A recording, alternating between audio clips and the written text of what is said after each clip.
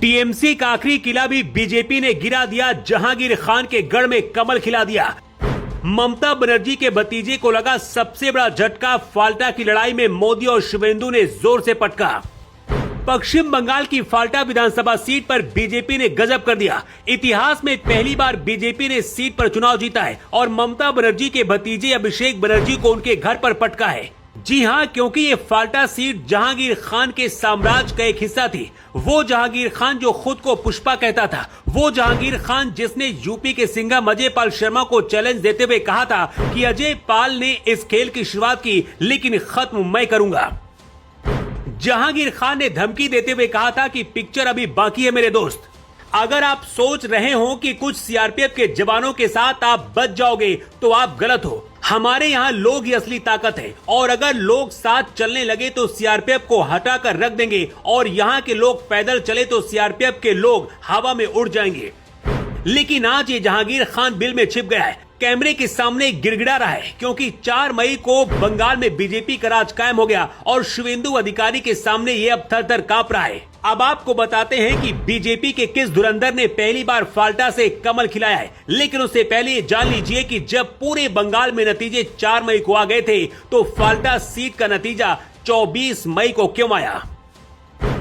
Falta assembly seat TMC सांसद और पश्चिम बंगाल की पूर्व मुख्यमंत्री ममता बनर्जी के भतीजे अभिषेक बनर्जी के लोकसभा क्षेत्र डायमंड हार्बर में आती है। फाल्टा विधानसभा क्षेत्र में 21 मई को फिर से मतदान का ऐलान किया गया था, क्योंकि चुनाव आयोग ने 29 अप्रैल को हुए पश्चिम बंगाल विधानसभा चुनाव के दूसरे चरण में कम से कम 60 मतदान केंद्रों पर गड़बड़ी पाए जाने के बाद वहां पर फिर से मतदान कराने का फैसला किया था।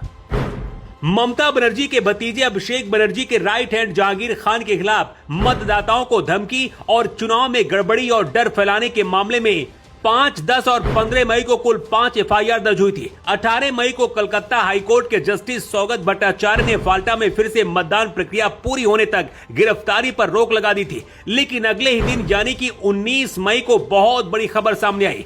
पता चला कि प्रेस कॉन्फ्रेंस बुलाकर जहांगीर खान ने ऐलान कर दिया कि अब वो चुनाव नहीं लड़ेंगे, यानी जहांगीर खान ने अचानक से चुनावी रेस से बाहर होने की घोषणा कर दी। अब चलिए आपको मिलवाते हैं मोदी और शिवेंदु के उस धुरंधर से जिसने अभिषेक बनर्जी जैसे बदतमीज नेता को राजनीतिक हैसियत दिखाई है। बीजेपी की तरफ से सीट पर देबांशु पांडा ने बड़ी जीत हासिल की है। उन्होंने भारतीय कम्युनिस्ट पार्टी के शंभुनाथ कुर्मी को 1,09,021 वोट से हराया है।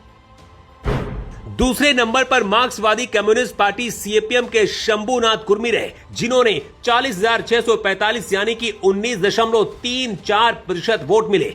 कांग्रेस यहां पर तीसरे नंबर पर रही, जिनके प्रत्याशी अब्दुल रज्जाक को 10,084 यानी कि 4.8% वोट मिले। तृणमूल कांग्रेस को उम्मीदवार जहांगीर खान के नाम पर भी 7,783 यानी कि 3.7% वोट पड़े। हालांकि मतदान से पहले उन्होंने चुनावी मैदान से हटने का ऐलान किया था।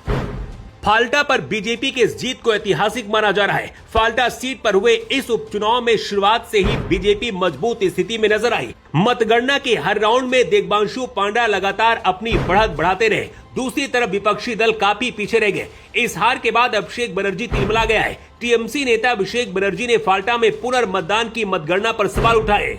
उन्होंने दावा किया है कि फाल्टा में 1000 से ज्यादा उनके पार्टी के कार्यकर्ताओं को घर छोड़ना पड़ा है। फाल्टा चुनाव परिणाम आने के बाद ममता बनर्जी ने एक लंबी वीडियो जारी की है और उन्होंने भी पूरी चुनाव प्रक्रिया पर सवाल उठाए हैं।